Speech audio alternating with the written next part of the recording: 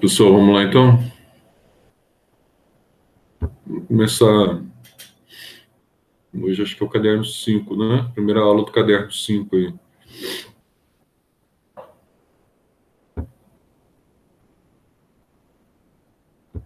Só começar a arrumar aqui o Word.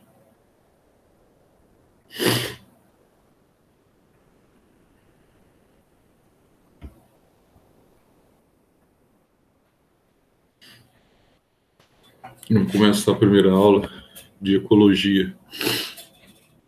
Introdução ao estudo da ecologia, tá? Introdução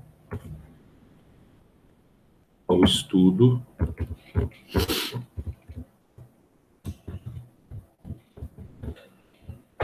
da ecologia. Então, como a gente já terminou botânica até o caderno 4 é botânica, agora a gente vai começar uma parte nova da biologia, que, diga-se de passagem, é uma parte bastante legal, tá? Essa parte é uma das partes que mais caem em Enem, embora seja aparentemente bastante fácil, que vocês já tiveram uma ideia lá no ensino fundamental, mas assim, tem alguns detalhes que o pessoal erra muito em Enem, tá? Das matérias que mais caem, mas uma das matérias que o pessoal acha que é muito fácil, acaba achando que é fácil, coisa de criança, e acaba aqui enrolando a unha, tá? Então, a gente vai nos cercar aqui de alguns detalhes aí, para que isso não aconteça com vocês. Primeira coisa, o que eu entendo por ecologia, né? Então, nós temos aqui duas palavras do grego. Nós temos a palavra eco e logia. Então, a palavra eco, no grego, significa casa, tá? E a palavra logos, ou logia, no grego, a palavra logia, que vem de logos, ela significa o quê? Estudo, né? Então, você tem aqui o estudo. Então, basicamente, nós teríamos aqui como primeiro conceito para a ecologia, nós teríamos o estudo da casa onde habita determinada espécie. Então, você teria aqui o estudo da casa onde habita determinada espécie. Então, esse seria um conceito bem simplista, tá? Mas o que envolve esse estudo da casa? Esse estudo, esse conceito, tá, de ecologia, ele surge na biologia no século XIX.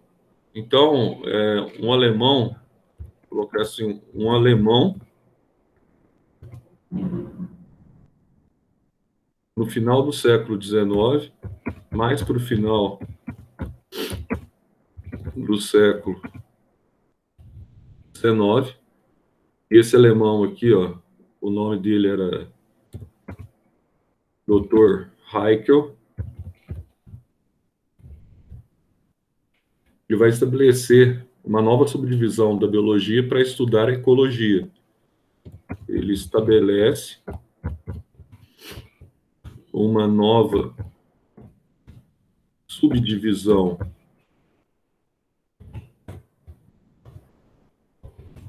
da biologia com o objetivo de estudar essa questão aí da ecologia, tá? Estudar o meio ambiente.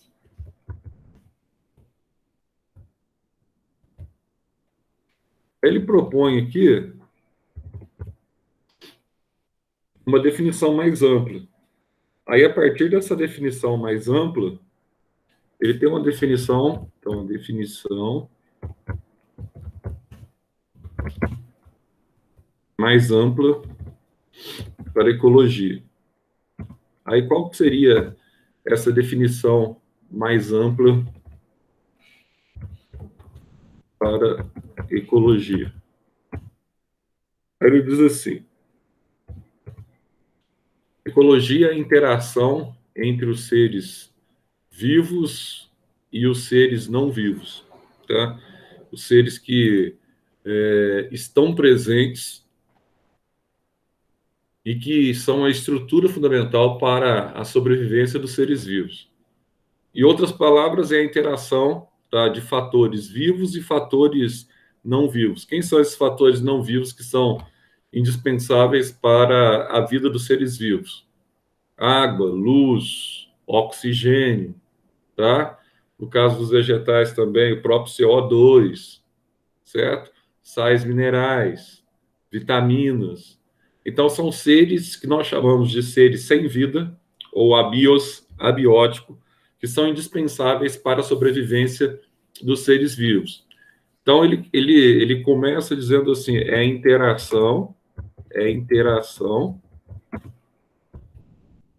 entre os seres vivos e o ambiente e o meio ambiente em que vivem, tá? Também, né, outra forma, vamos colocar assim, ou seja, fica melhor, ou seja, é a interação entre os seres, a gente vai chamar aqui de seres bióticos. A palavra bio significa vida, né? Então, quando a gente fala de seres bióticos aqui, ó, estamos falando de bio, a gente está falando aqui de seres vivos, interação entre os seres bióticos e os seres abióticos. Quem que seriam esses seres abióticos aqui? Os seres sem vida. Quem seriam eles? Então, os seres abióticos seriam os seres que condicionam a vida para os seres vivos. Então, vamos colocar aqui seres abióticos como água, luz, temperatura, calor, tá? A própria umidade do ar. Então, olha só, são seres, o oxigênio,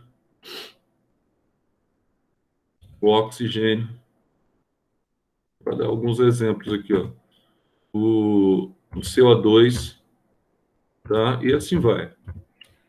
São seres que não têm vida, mas são seres fundamentais para a existência da vida. Tanto que você sabe, quando você chega num planeta novo, aí você descobre lá, bom, lá em Marte tem água. Se em Marte tem água, então é uma possibilidade muito grande de você ter vida em Marte. Por quê? A água é a base para a existência da vida, né? Para os seres vivos dependem da água para a sua hidratação. Então, a água é um pré-requisito fundamental para a vida. Esses elementos que são pré-requisitos fundamentais, tá? Para a vida são chamados de seres abióticos.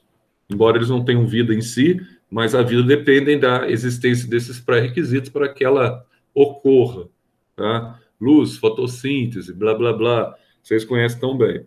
Ainda o Haeckel, ele propõe um outro conceito legal, tá? Qual seria o outro conceito legal? Ele diz o seguinte, que ecologia, ela pode ser tratada como o conjunto dos ecossistemas, tá? Então ele diz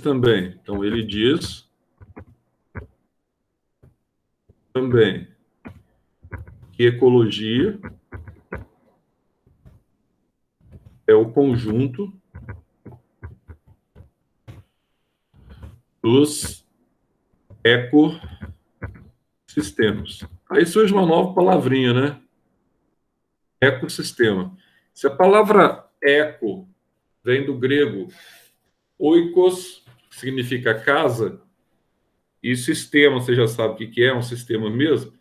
Então, na ecologia, você vai ter como prerrogativa fundamental estudar um conjunto ou um sistema de casas, tá ligado? Então, ó, você vai ter, então, um sistema de casas em que você esteja estudando.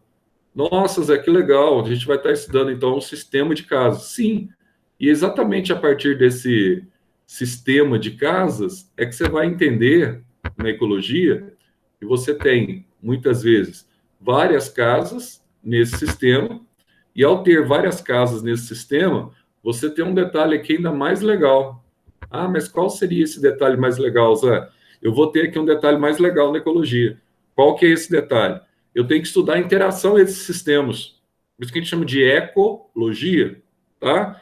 Olha, eu tenho várias casas aqui, eu tenho vários animais, eu tenho vários seres vivos que interagem com o mesmo ecossistema, e essa interação estabelece relações na ecologia.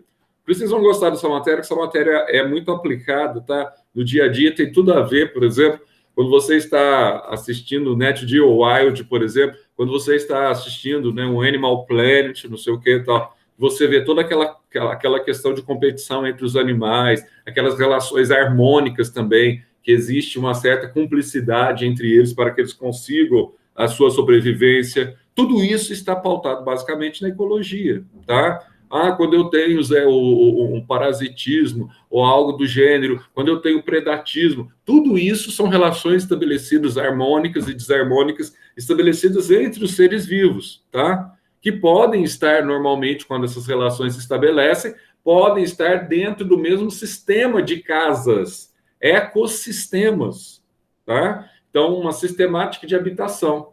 Aí, dentro dessa sistemática de habitação, a gente vai ver ainda nessa aula o que é habitat, o que é nicho ecológico, tá? Alguns conceitos bem basiquinhos lá da ecologia, para a gente começar a traçar aí uma situação favorável para o aprendizado desse conteúdo, tá? Então, assim, é legal essa parte da matéria, você vai ver que é muito fácil, você não vai ter nenhum problema com relação a essa situação, pode ficar sossegado que vai ser bastante facinho, bastante legalzinho, tá? Então, você vai estudar aqui a casa dos indivíduos, e a partir da casa dos indivíduos, nós vamos ter a oportunidade de estudar, então, todos esses preâmbulos aí que envolvem a ecologia. Então, ecologia, a primeira coisa que você vai colocar na sua cabeça vai ser o estudo, então, da casa, tá? Mas qual casa que vai ser essa? A casa dos seres vivos. Outra coisa, então, Zé, você pode definir ecologia como o conjunto dos ecossistemas? Agora eu quero saber o seguinte: o que seria ecossistema? O que seria um ecossistema? Eu poderia definir ecossistema, esse sistema de casas, da mesma forma ou muito parecido com o que eu vou definir aqui ecologia com vocês. Ah, mas como, Zé? Como que você poderia definir aqui de uma forma mais simples, de uma forma bem objetiva, essa expressão? Como você poderia definir? Bom, nós poderíamos definir de uma forma bem simples. Por exemplo, usando duas palavras. Vamos colocar aqui: biótopo mais biocenose. Mais biocenose. Zé, o que significa biótopo e o que significa biocenose? Tá? Vamos colocar aqui, ó. Toda vez que a gente fala em biótopo, vou colocar até dentro aqui. Não, vamos colocar aqui bonitinho. O biótopo. O que significa biótopo? Biótopo nada mais é do que biotopos. A palavra topo no grego significa negação, tá? Então, quando você fala em topo, bios, você está negando. Então, você tem aqui a formação a partir de fatores abióticos. Então, o topobios, ou biótopo, é formado, vou colocar assim, é formado por fatores abióticos. Quem são esses fatores abióticos, então? Aquele que eu acabei de citar, tá? São aqueles fatores essenciais para a vida, tá? A gente citou lá em cima, fatores abióticos, tá aqui, ó, água, luz, tá? Calor, umidade, etc. E quando a gente fala em biocenose, o que é biocenose? Biocenose é a mesma coisa na ecologia, a gente vai usar algumas nomenclaturas que são bastante específicas para ecologia, e essa nomenclatura biocenose, ela refere diretamente à comunidade, tá? Ou seja, a comunidade dos seres vivos. Então, a comunidade dos seres vivos. Então, esses seres vivos, como a gente fez aí em cima, a gente vai chamar de fatores bióticos. Então, tem essa interação entre os fatores ambientais e os seres vivos? Sim. Então, uma outra definição que fica implícita, ecologia,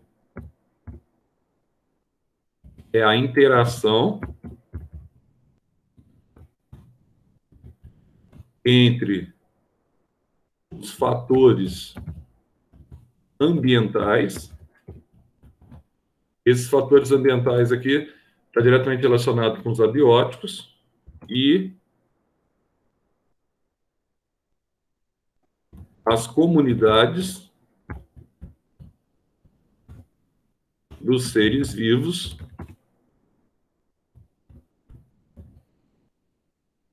e a comunidade dos seres vivos que ali habitam.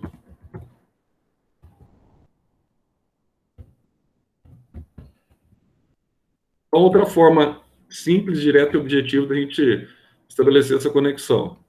Bom, aí tendo esse sistema, né, ecologia, etc, tal, analisando a ecologia como uma parte aí da biologia, como uma ciência, você tem, por exemplo, deixa eu pegar aqui, uma floresta, por exemplo, uma lagoa, uma campina, uma poça d'água, um aquário, uma massa de água superficial do mar, tá? Tudo isso é representação do conceito de ecologia, porque tudo isso representa partes de um ecossistema. Vamos colocar aqui, ó, exemplos de ecossistema, só para a gente ilustrar. Ó, pode ser, por exemplo, uma floresta, que você tem toda essa interação de biodiversidade. A gente vai ver isso também na ecologia. Quanto mais calor úmido, maior a diversidade, tá? Uma lagoa, uma campina, por exemplo, tem um campo lá, uma poça d'água, uma poça, apóstrofo, poça d'água, tá? Um aquário. Não deve ser um aquário gigante, não. Pode ser um aquário, tipo que você tem na sua casa também, um exemplo disso, tá? Vamos chamar de uma massa superficial de água.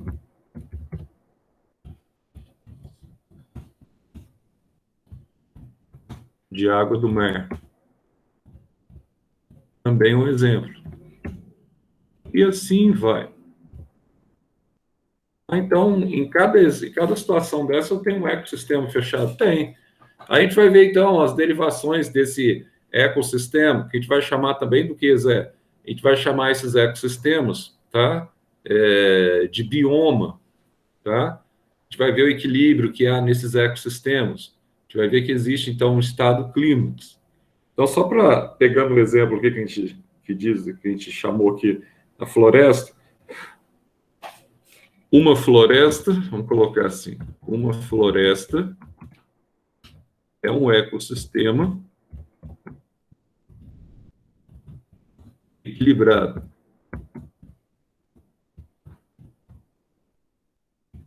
Vou dar uma perguntinha para vocês aí. Por que o Amazonas, cerca de 30 anos atrás, ele deixou de ser considerado pulmão do mundo, né? Uma questão cinzinha de Enem, bem simplesinho. Por que que ele deixou isso? Vocês aprenderam lá no Fundamental com a professora de ciências de vocês. Por que que o professor, não lembro quem que foi, quem que vocês pegaram, antes do 8º ano, vocês viram isso? Por que que o Amazonas, ele deixou de ser conhecido até os idos de 80, alguma coisa? Ele era conhecido como o pulmão do mundo. Por que que esse conceito caiu por terra e começaram, então, a estabelecer o fitoplâncton, ou plâncton marinho, como pulmão do mundo? Qual a razão dessa mudança de conceito aí? O que vocês acham aí? Alguém responda aí. Por que que hoje o Amazonas, ou a floresta amazônica como um todo, né? Não só a brasileira, mas também a peruana, por que que ela não é considerada mais, tá, um pulmão do mundo? O que que vocês acham sobre isso aí? Alguém responda para mim. Vai. Eu não vou chamar Dari, porque na hora dessa deve estar dormindo, né? Só ligou o celular. Blá, blá, blá. Por que que não é mais o pulmão do mundo? Qual a razão? Por causa das algas, é? Então, as algas, que são os pulmões do mundo, é que são aquelas que estão no mar hoje, são consideradas. Mas por que que as florestas, a razão específica foi porque eles começaram a estudar, sim, e ver que a massa de algas que havia no mar, né, que era, na verdade, responsável pela produção do oxigênio, e não o oxigênio que vinha da floresta. Mas por que que as florestas não são responsáveis diretas pelo oxigênio que nós respiramos? Porque até então eles pensavam que eram as florestas responsáveis pelo oxigênio que nós respiramos. Qual seria a principal razão nesse caso, hein? Porque Porque a floresta, o próprio oxigênio que ela produzia, ela utilizava. Não todo, mas quase todo. exatamente, Thales, exatamente. Essa que é a grande questão, tá? É isso que é a expressãozinha que nós usamos aqui no texto, equilíbrio, tá? Então, na floresta, basicamente tudo que ela produz, ou quase tudo que ela produz, ela mesmo utiliza. Então, é o que nós chamamos de uma comunidade clímax. Então, se ela, o que ela produz, o oxigênio que ela produz, ela mesma consome, então ela não gera superávit para ser utilizado pelo restante do mundo, tá? Por nós. Ah, então vamos queimar as florestas, mas porque elas não servem para nada. Não, não é isso. Floresta é um grande ar-condicionado natural que regula, inclusive, ajuda na regulação da temperatura do planeta. Então, as áreas verdes são fundamentais. Quanto mais áreas verdes você tem no local, menor a sensação térmica de calor. Mas ela produz, de acordo com a sua biodiversidade, ela produz para ela mesma o oxigênio que ela produz, tá? Aí, então, entra esse outro aspecto de que, na verdade, o que está acontecendo? O fitoplâncton que é o grande responsável pela nossa respiração, não só nossa, mas dos seres vivos aeróbios, e não são as florestas, tá? Então, esse é o ponto focal da nossa conversa. Então, vamos colocar aqui, ó, uma floresta é um ecossistema equilibrado. Nesse caso, todo o oxigênio por ela produzido durante a fotossíntese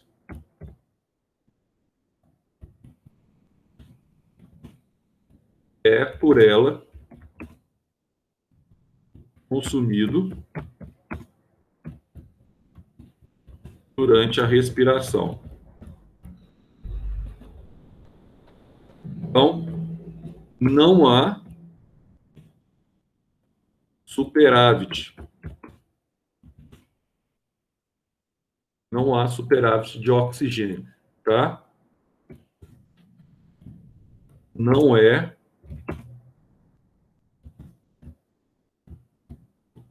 o pulmão do mundo. Essa prerrogativa passou para o plâncton marinho.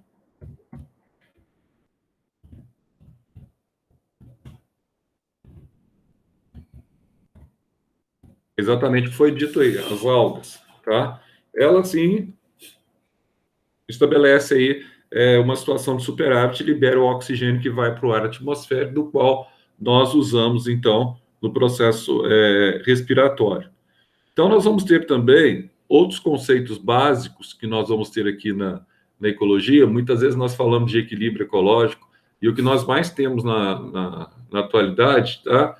Nós temos aqui o desequilíbrio, né? Nem o equilíbrio, nós temos o desequilíbrio ecológico. Mas vamos colocar outros conceitos aqui, básicos. Dois conceitozinhos aqui que vocês já ouviram falar também lá atrás, e parece que a gente está rememorando o passado aqui, né?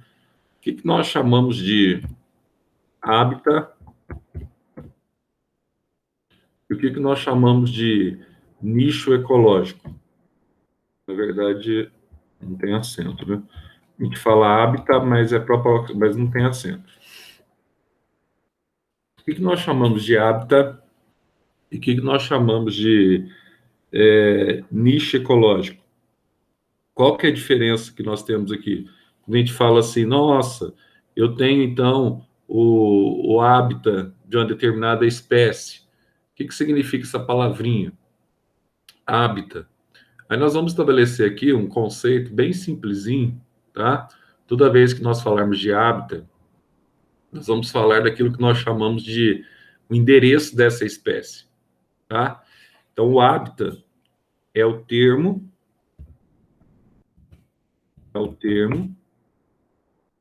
que remete ao endereço, vou chamar essa palavrinha aqui de endereço, de determinada espécie,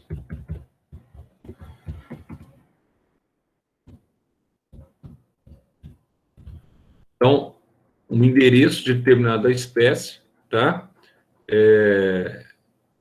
Ou seja, o lugar específico onde ela vive.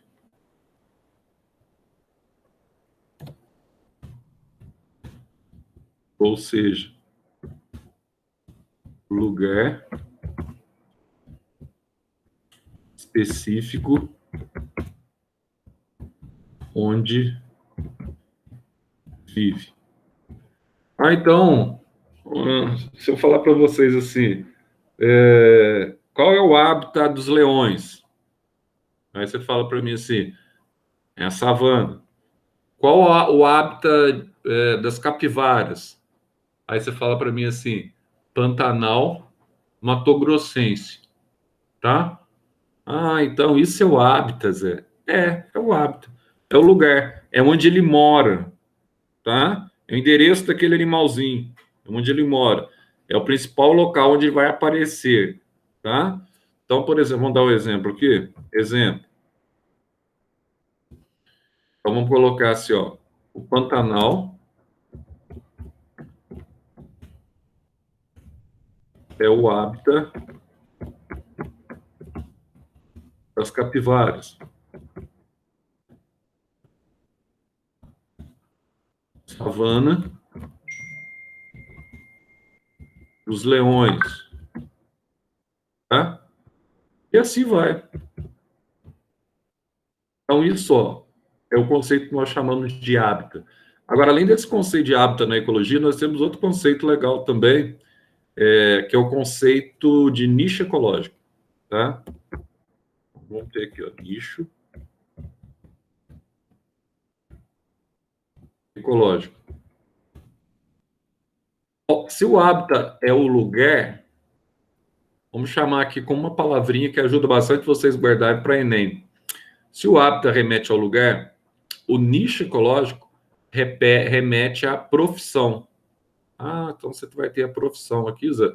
Eu vou ter a profissão. Então aqui você vai ter o nicho ecológico, nada mais é do que, basicamente, a profissão que o indivíduo exerce, tá? No seu ecossistema. Vamos colocar assim, ó. É a profissão, vou colocar entre aspas, a profissão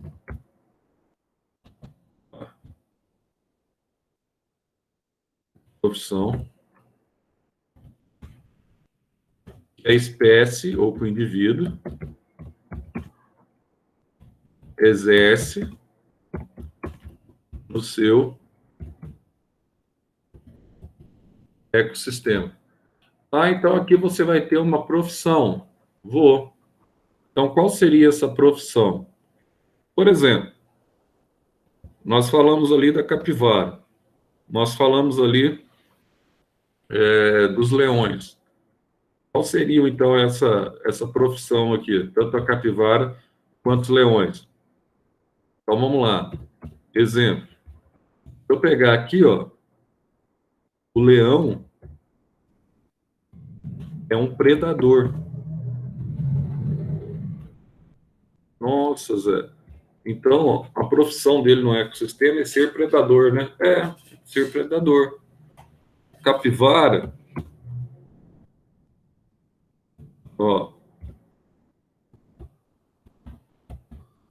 Capivara, ela é o quê? Ela exerce a herbivoria.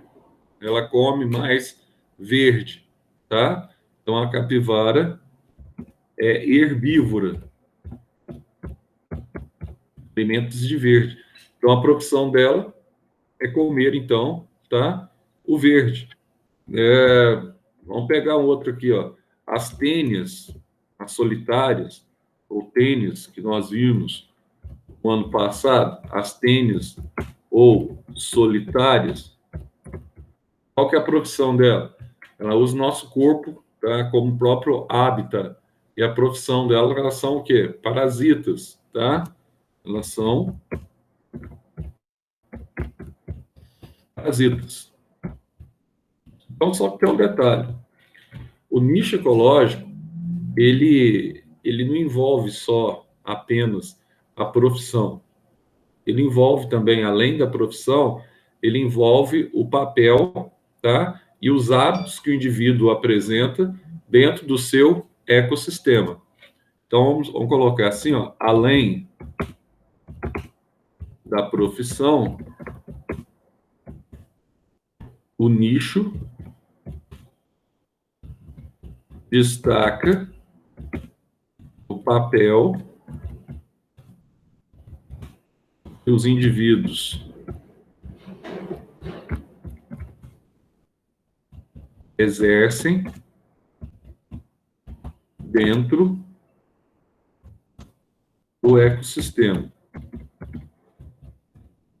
Aí você vai ter, por exemplo, aqui, ó, entre papel, você vai ter aqui os hábitos nutritivos, hábitos que a gente acabou de falar em cima, nutritivos, tá? Época de acasalamento,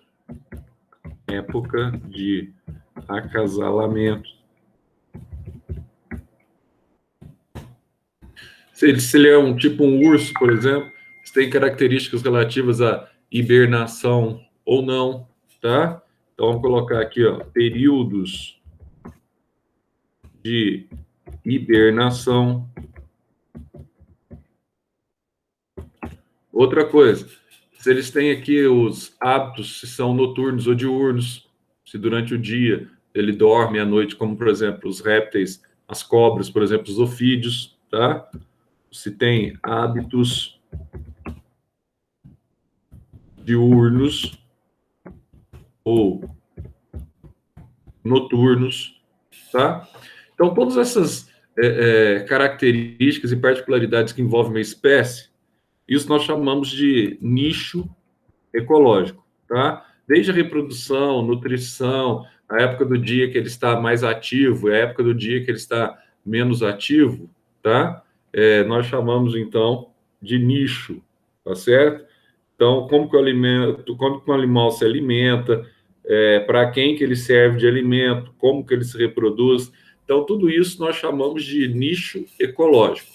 Nossa, Zé, então, essa questão aí que envolve a ecologia é bem legal, né? É bem legal, porque nós sabemos que os dois principais fenômenos biológicos do planeta, nós temos dois fenômenos que a gente estuda interagindo com esses fenômenos aqui da ecologia. Nós temos a fotossíntese e nós temos o crossing over, né? Ah, mas a fotossíntese é legal, Zé? A fotossíntese é legal por quê? Porque a fotossíntese ela garante a vida no planeta, tá? Já o crossing over ele garante o quê? Garante aquele processo que ocorre lá na meiose, né? Então, a partir do crossing over, você vai ter, então, a característica, a hereditariedade específica para cada indivíduo. Então, o crossing over garante aquela expressãozinha que a gente chama de permutação, né?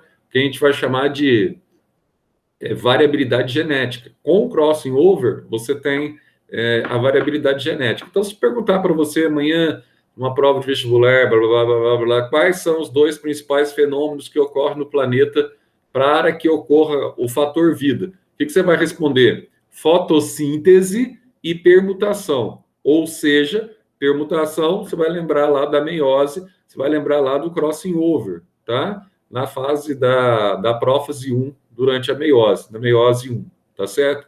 Então, olha só, a ecologia é importante nos nossos dias? É extremamente importante. Um detalhe interessante. Mas a gente fala muito sobre isso, preservação, etc, tal, ter cuidado agora, essa época do ano, com as queimadas que ocorrem na Amazônia, né? Aí o povo muitas vezes acha assim, não, deixa queimar, não tem problema não, isso aí é aquecimento global, é um mito, né? A gente sabe que não é, a gente sabe que é uma realidade. O mundo está aquecendo.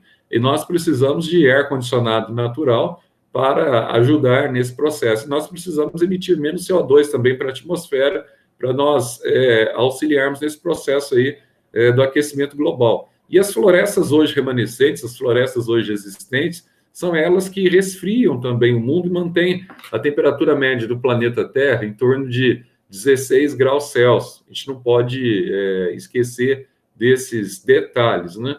E a ecologia ela tem como hábito também estudar, analisar toda essa interação entre o homem e os seres vivos. Então, por exemplo, o homem e os seres vivos e também os seres não vivos, as reservas de água que hoje estão tão baixas no mundo, pelo menos se diz respeito à água potável, né? Cerca de 3% da água hoje no mundo é potável, tá própria para o consumo. O resto, tem muita gente já, lá em Israel, por exemplo, usando usinas de dessalinização para aproveitar a água, não só na agricultura.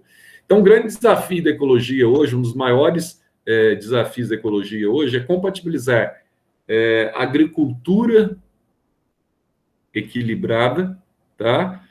Com os mais de 7 bilhões de pessoas presentes no mundo. Por que isso é um grande desafio? Você tem que ter uma hiperprodução agrícola, tá? Para você sustentar essa população mundial. Então, aí vem o uso do quê? Vem o uso de inseticidas, vem o uso de herbicidas, vem o uso de fungicidas, etc. Tal. Então, você tem hoje aqui um problema. Vamos até colocar aqui, ó, duas coisas. Um grande desafio. Então, o grande desafio,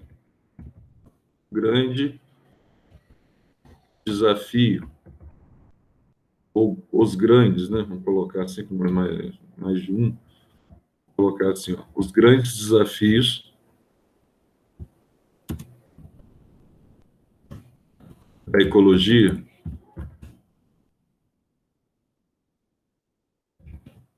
é manter um planeta sustentável,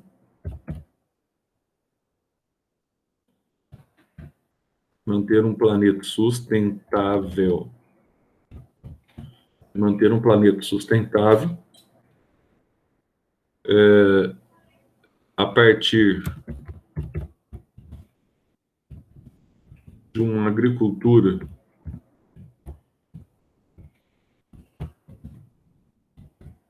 com menos agrotóxicos,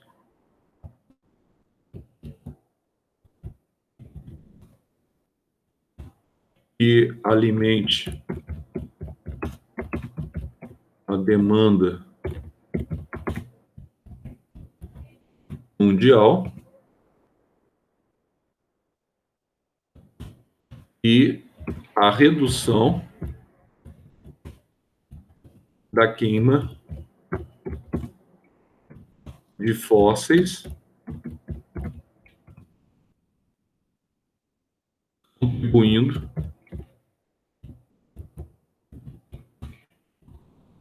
para a temperatura do planeta.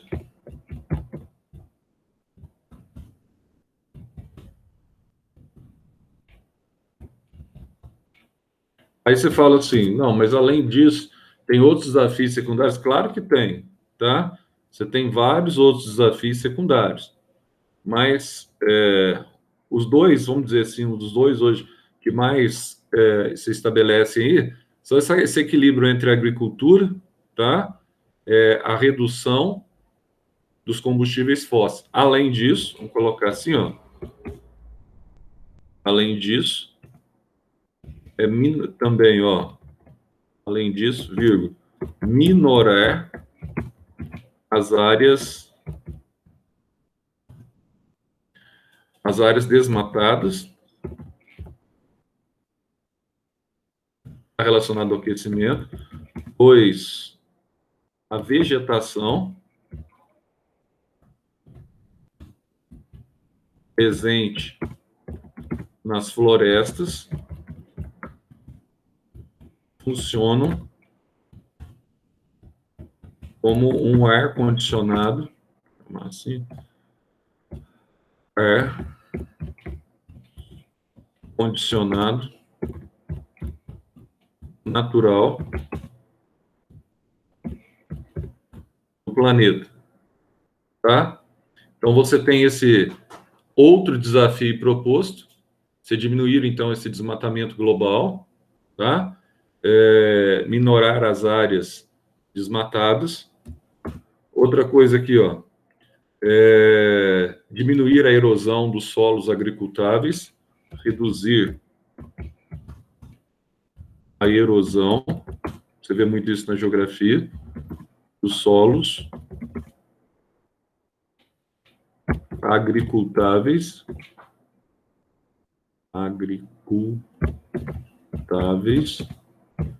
com a manutenção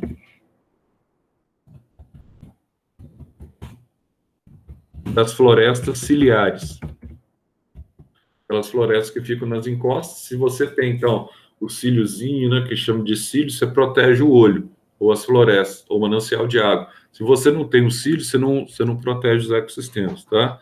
Agricultáveis com a manutenção das florestas ciliares.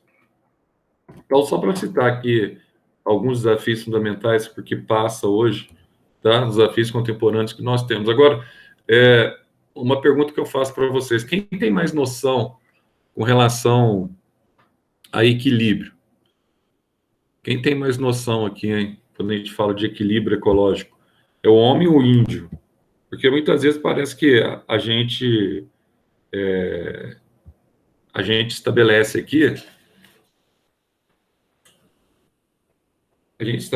aqui, uma conexão, achando que o grau de intelectualidade de uma pessoa, essa pessoa ela passa muitos anos na faculdade, por exemplo, ela tem mais condições de interpretar os ecossistemas, tá, do que uma pessoa analfabeta ou semi-analfabeta. Aí eu pergunto para vocês, qual o grau de instrução dos índios?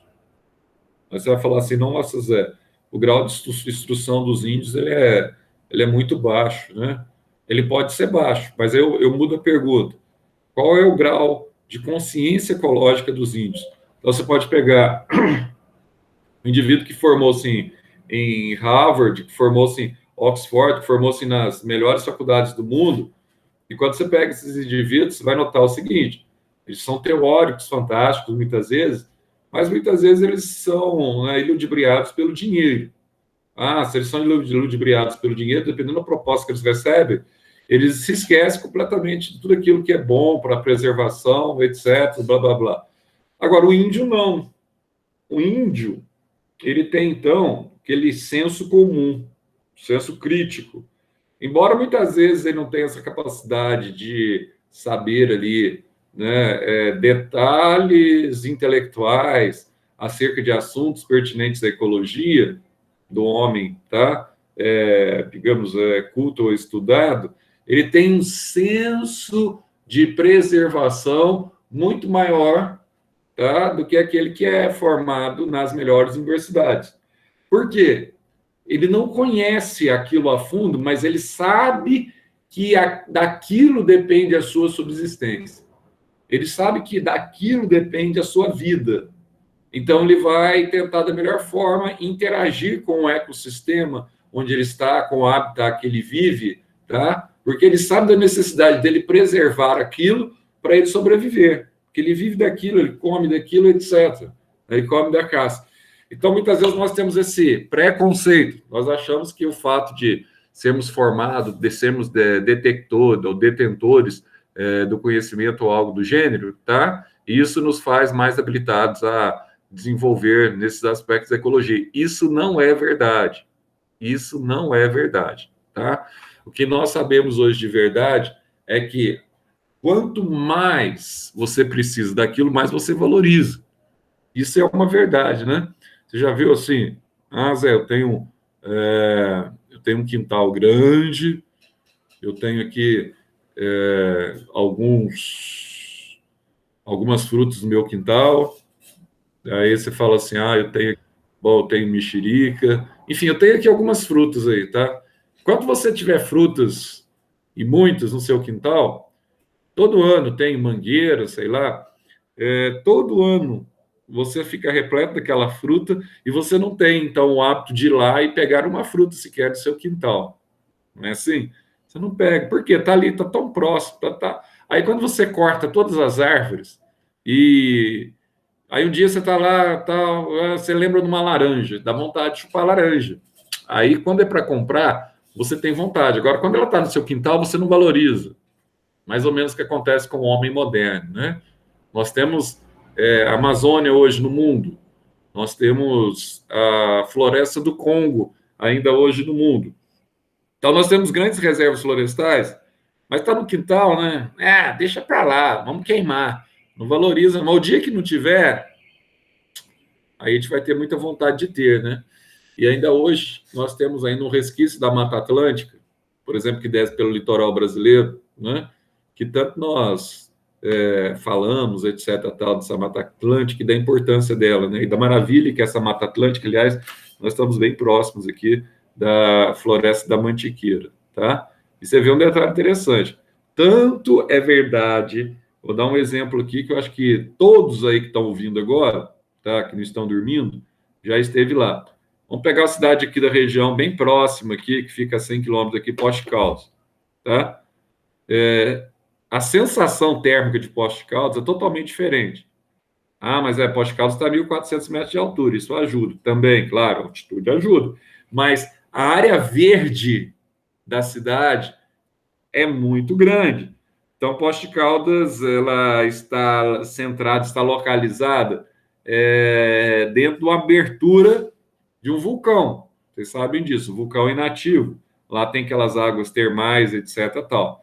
Mas toda a imediação, né, que foi um vulcão há muitos anos, há milhares de anos atrás, mas toda aquela região de cima, lá, aquela vegetação, você chega à tardezinha, o que acontece?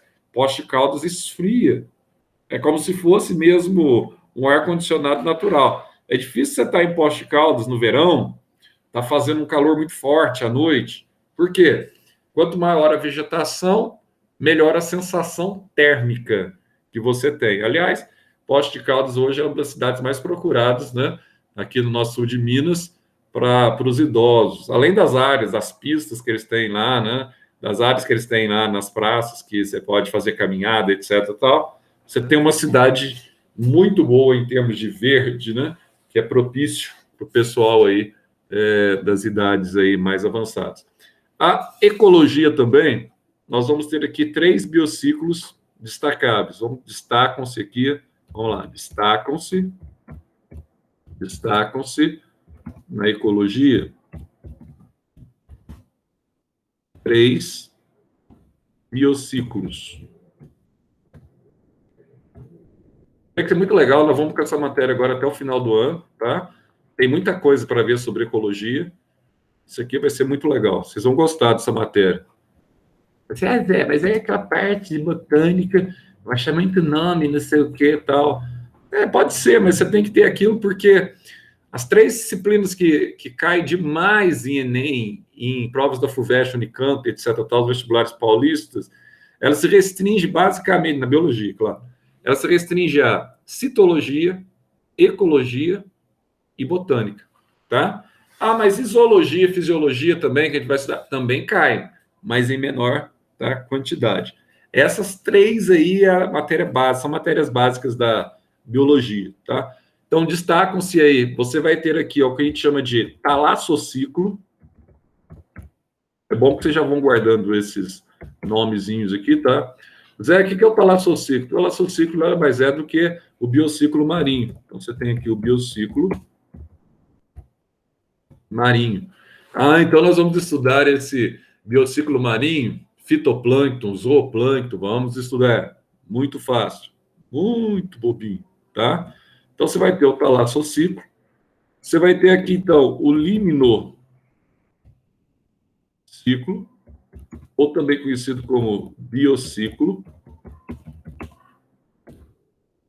de água doce, tá? Ou, ó, toda vez que a gente usar água doce, a gente pode chamar de dulsalquícola. Opa! Biociclo dulsalquícola. Então, tá aí, ó. É o biociclo de água doce, das represas, dos lagos, etc. Tal. E aqui nós vamos ter também o biociclo terrestre, né? Não estamos falando tanto campo, cerrado, caatinga, savana, pantanal, tá? Tundra, taiga. Tem umas aulas que parecem até aula de geografia. Vai lembrar do professor Antônio Carlos, professor João Vinícius, vão lembrar do professor, né? Vocês vão ter aulas também dentro da ecologia, que é muito parecida com geografia. Então, olha só, a gente vai ter aqui o epinociclo. Epinociclo. Zé, o que é epinociclo? Está faltando aqui, ó, biociclo terrestre. Tá? Tão simples assim. Então, você tem esses 3 aqui, que vai servir de esboço para nós e de base para o nosso estudo, tá? Outros conceitos ecológicos, conceitos básicos da ecologia. Zé, quais conceitos ecológicos que a gente vai ter aqui? Mais alguns conceitos aí para a gente, né, ficar bem ligado. Conceitos que você já sabe do dia a dia. Então, você vai ter aqui autotrofia, ou seres autótrofos. Então, uma palavra que a gente vai usar muito na ecologia é o trófos, tá? Ou trofia. A palavra trofia significa, coloquei aqui um F agora. A palavra trofia significa nutrição, tá? Por isso que a gente fala assim, cadeias tróficas, significa cadeias nutricionais, ou cadeias alimentares. Então, a gente fala primeiro nível trófico, produtor, segundo nível trófico, a gente vai falar do consumidor, e assim por diante. Então, ó, autotrofia é a capacidade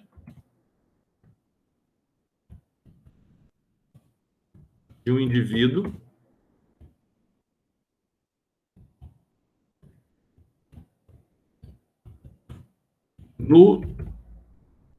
nutrir-se pela fotossíntese ou quimiossíntese. Então, o indivíduo ele consegue realizar a nutrição tanto pela foto quanto pela quimiossíntese. Ou seja, é a capacidade de produzir seu próprio alimento. Nossa, Zé, então isso aqui é facinho, né? É facinho mesmo, até porque esse conceito você já sabia. Só está rememorando aqui porque a gente vai tratar muito dessa questão, né? Autotrofia, tá? Seres autótrofos, seres heterótrofos, seres, por falando neles, heterótrofos. Zé, qual que é a diferença dos seres autótrofos dos seres heterótrofos?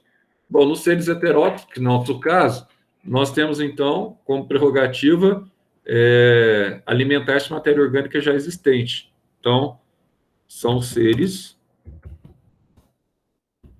que se alimentam de matéria orgânica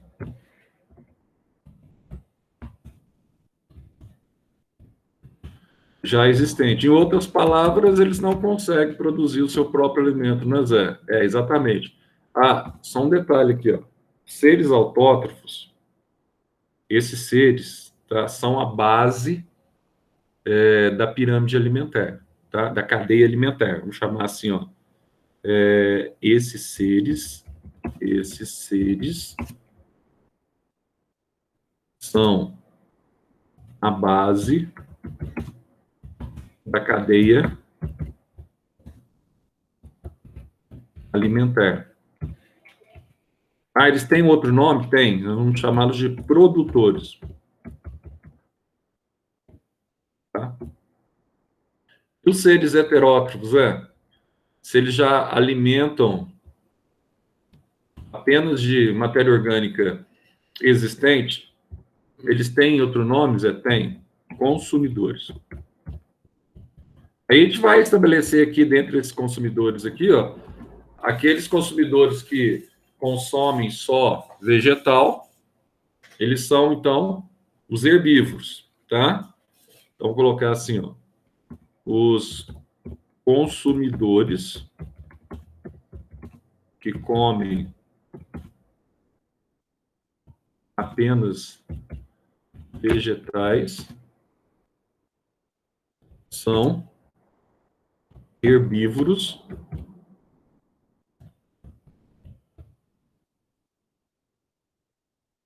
que são conhecidos aqui como consumidores primários.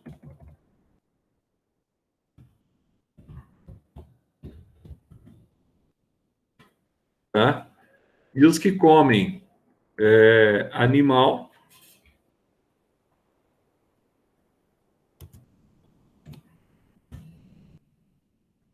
os que se alimentam de outros animais,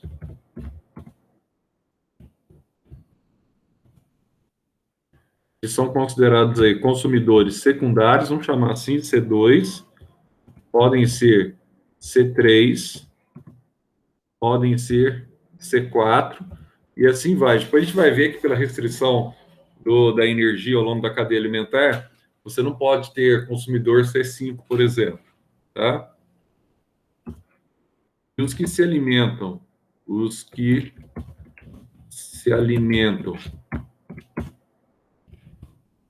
de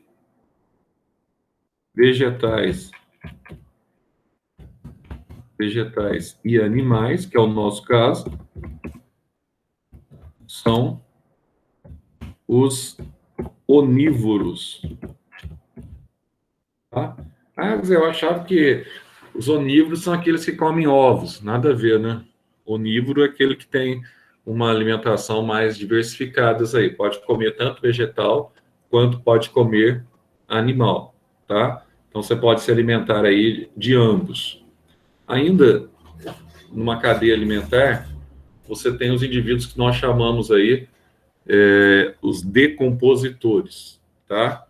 Então você tem os seres autótrofos, você tem os seres heterótrofos, que vão estabelecer aí esse alinhamento aí de equilíbrio no ecossistema, e nós vamos ter aqui os seres que nós chamamos de seres decompositores. Eu falo assim para mim, Zé, para que servem esses seres decompositores? Qual que é a importância fundamental desses seres decompositores? Bem simples, né? Então, os seres decompositores são representados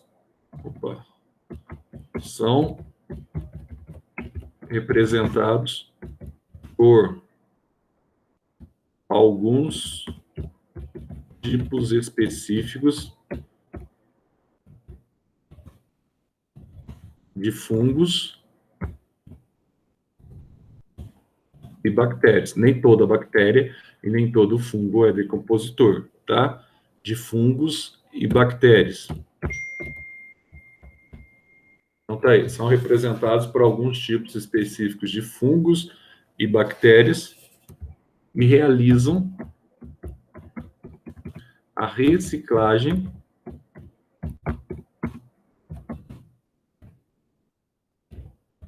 da matéria. Nossa, que legal, Zé. Então, eles realizam reciclagem, né? Realizam a reciclagem da matéria. O que é isso, Zé? Deixa eu entender o que é reciclagem da matéria. Então, vamos entender aqui já de uma forma simples. Você tem um cadáver lá sendo decomposto, tá? Por fungo e bactéria. O que o fungo faz? E a bactéria? Eles vão lá e comem o cadáver. Não, eles não comem o cadáver. Eles reciclam o cadáver. Quem realiza o processo de higienização ambiental não são os decompositores. Isso é pegadinha de Enem, tá? Quando você vê, por exemplo, um urubu sobrevoando um local onde tem um animal morto, o que eles vão fazer ali, o urubu? O urubu ele vai realizar a asepsia, higienização do local. Aí eles comem produto morto. Eles não são decompositores, eles são agentes que atuam, tá? Como limpadores ambientais, vamos chamar assim. Já no caso aqui do fungo e bactéria, eles realizam reciclagem. O que é reciclagem da matéria? De uma forma simples, ó, é a conversão da matéria orgânica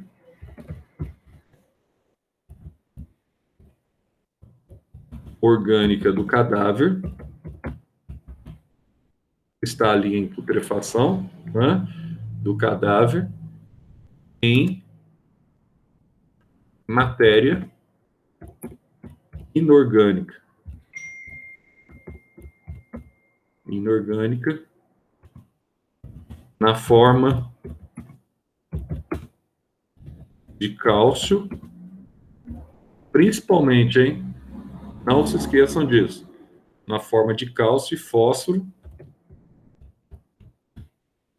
principalmente na forma de Ca e P, tá?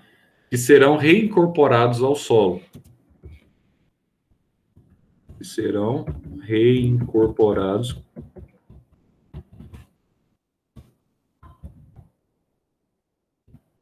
ao solo. Você tem essa conversão da matéria orgânica, tá? Em matéria inorgânica. Cadáver. Se terminado em R, todos são acentuados, né? Ó, em matéria inorgânica, na forma de cálcio e fósforo, que serão reincorporados ao solo. Então, olha só, esses seres conseguem, então, transformar a matéria orgânica do cadáver em matéria inorgânica para que o solo, então, lhe receba o cálcio e o fosfato, que são produtos que compreendem a seiva, tá? Ou que vão formar a seiva bruta das plantas, mas que compreendem a parte mineral do solo, que vai ser absorvido pelo sistema radicular dos vegetais. Certinho? Outra coisa aqui, ó, para a gente já ir caminhando para o fim dessa aula, outros conceitos que a gente tem que saber. Então, outros conceitos que a gente vai falar ao longo das aulas aí. Outros conceitos ecológicos.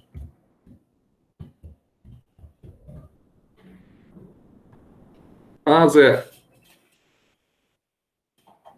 quais seriam esses outros conceitos?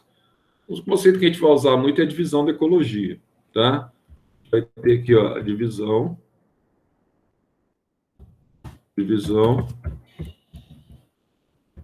da ecologia. Como é que é feita essa divisão da ecologia aqui, ó? Então, nós temos aqui algumas divisões bastante simples, tá? Nós vamos ter aqui a demoecologia, demo.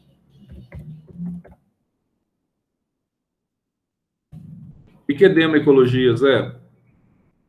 Estuda as populações, demográfico, você sabe o que é população, as populações dos indivíduos.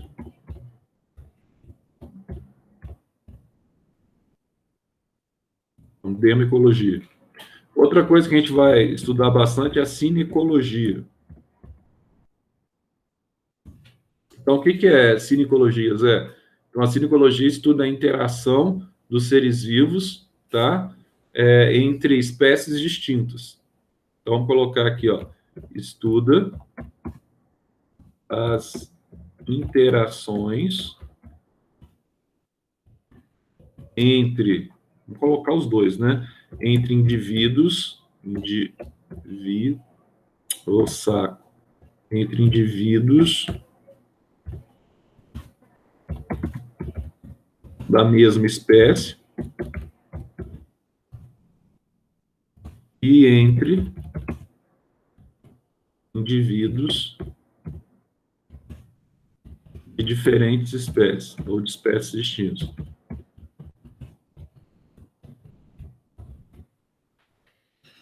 Nossa, que legal, Zé. Ainda tem mais algumas, Zé? Tem a autoecologia.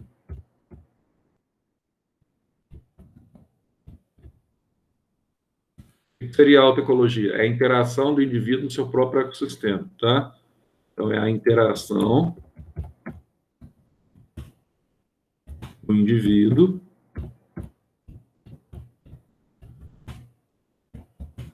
no seu próprio ecossistema.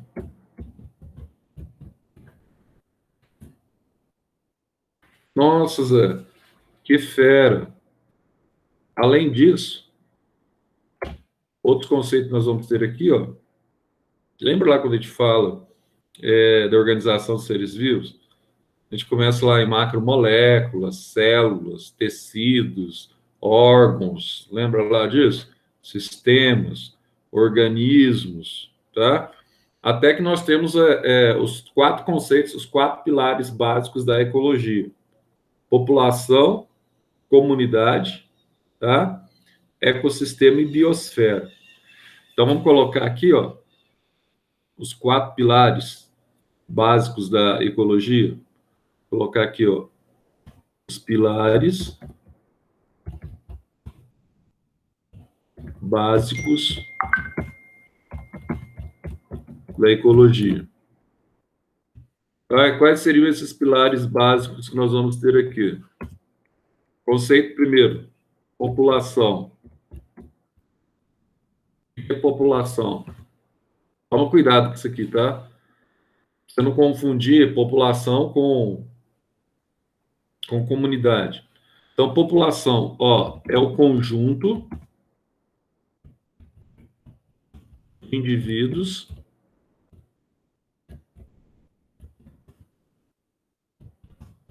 de uma mesma espécie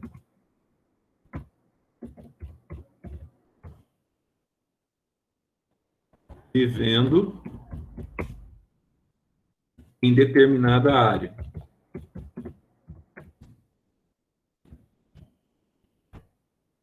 Essa é a população. Aí, quando a gente fala de comunidade ou biocenose, biocenose ou comunidade. Quando a gente fala de biocenose ou comunidade, a gente está falando entre a interação entre várias populações que ocupam um determinado local. Então, aqui você tem, ó, a interação entre várias populações que ocupam determinado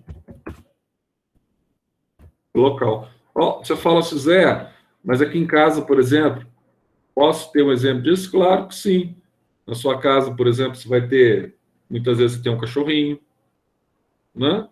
É um indivíduo de uma outra espécie do que a sua.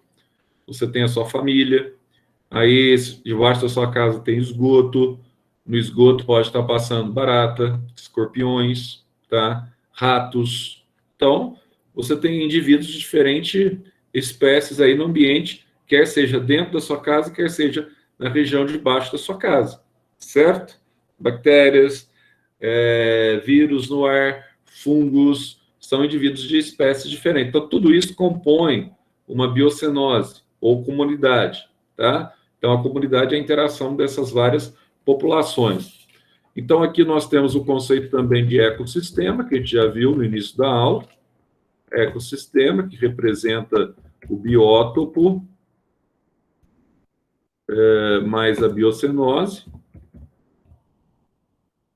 Nós já falamos sobre ele, interação entre os seres ambientais e os seres vivos. E nós temos aqui a biosfera. A biosfera. O que é a biosfera? A biosfera nada mais é do que a parte do planeta ocupada pelos seres vivos, tá? Vamos colocar assim, é a parte do planeta ocupada pelos seres vivos.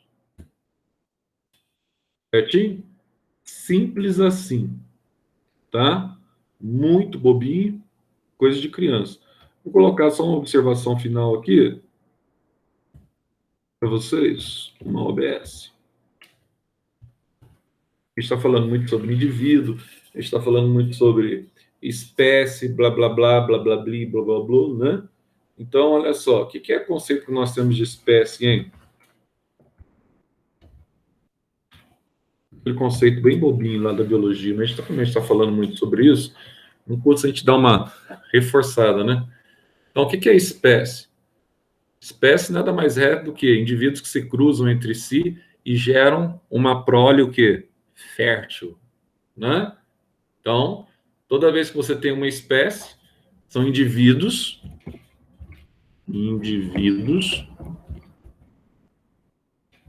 que se cruzam, bem redundante, pleonástico, entre si, gerando prole ou descendência fértil. Então, isso é espécie, né? Ah, Zé, mas se eu tenho indivíduos de espécie diferentes? Então, se eu tenho indivíduos de espécie diferente, algumas situações eles podem cruzar entre espécie é uma coisa, raça é outra. Raça é subdivisão da espécie, tá? Eu posso ter indivíduos de espécie diferente, tá? Pode ter indivíduos, pode ter o jumento, tá?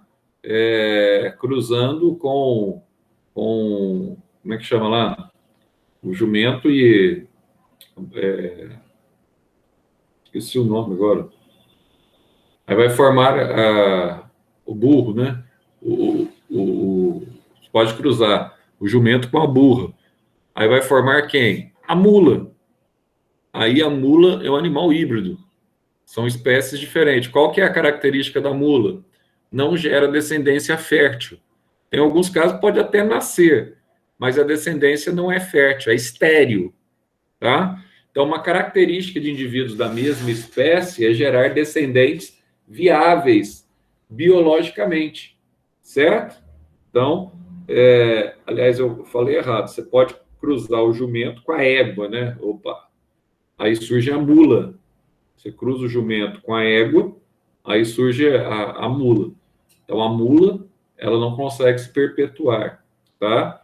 Então, porque são indivíduos... Ah, mas ambos são equis, o gênero equis, Zé. São do gênero, mesmo gênero, mas são de espécies diferentes, tá? Então, como são de espécies diferentes, você vai ter, então, um indivíduo estéril. Ah, se eu cruzar um Canis lupus com Canis familiares, por exemplo, Canis lupus é o lobo, Canis familiares é o cão doméstico. Embora eles tenham a mesma ascendência evolutiva, eles vieram da mesma, né, da mesma linhagem evolutiva, ocorreu ali o isolamento geográfico, que a gente vai ver lá no terceiro ano depois dessa matéria, mas quando você cruza os dois, são indivíduos de espécies diferentes, mas do mesmo gênero Canis, mas de espécies diferentes. Se cruzar, pode até nascer um indivíduo, mas se nascer esse indivíduo, ele será estéril. É o caso, por exemplo, do javali com o porco, né? Aí surge lá o java-porco, etc. tal. Aí você tem casos aí, tá? semelhantes. Bom, por hoje tá bom, né? Vamos só fechar isso aqui, esse documento aqui, para eu mandar para vocês já ao término da aula. Então, vamos colocar aqui noções básicas de ecologia, né? Introdução ao estudo, pode ser isso mesmo, introdução ao estudo da ecologia. E gostaria de lembrar a vocês, apenas um detalhezinho para a gente fechar a aula. Você está apresentando. Vamos lá. Interromper. Só um detalhezinho, é o seguinte. O pessoal tem perguntado com relação aos exercícios aí do SAS, tá? Ah, como é que vai ser o exercício do SAS? A atividade é a mesma, é aquela que aparece para mim aqui. Você vai entrar lá nas atividades lá digitais do SAS, na parte de biologia e de química, e você vai fazer todos os exercícios. Aqueles exercícios que você já tem, porque aparece aqui para mim, fica mais fácil. Esse exercício vale 1,5 ponto, tá? Vocês têm, tá lá para o dia 10, dia 15, para deixar tudo prontinho, bonitinho aí. E aqueles que estiverem prontos, vamos pular até o dia 15 de maio, eu já lanço a nota de vocês, 1,5 ponto a mais, tá? Tendo em vista que a prova nós já resolvemos esse problema. Aqueles que estiverem prontos, beleza, ganha 1,5 ponto a mais. Quem não tiver, eu não vou lançar 1,5 ponto.